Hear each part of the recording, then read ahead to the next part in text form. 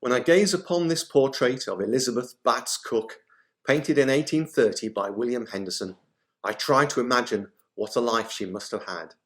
I try to imagine what she must have been through. She married James Cook in 1762, but little did she know that she was then embarking on a journey as tense and dramatic as that of her famous explorer husband. She was married to James for 17 years, but she only actually lived with him for 4 of those because of all the time that he was away at sea.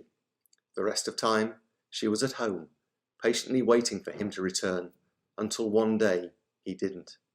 She had 6 children, but they all died before her. All died without having children themselves, so there were no grandchildren for her to treasure.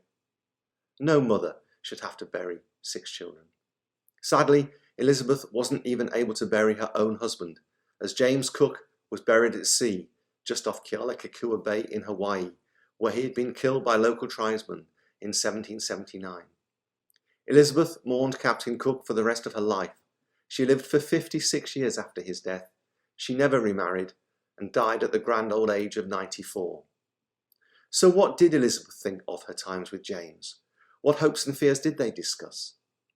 Unfortunately, we shall never know, as shortly after he died, Elizabeth destroyed all of their correspondence.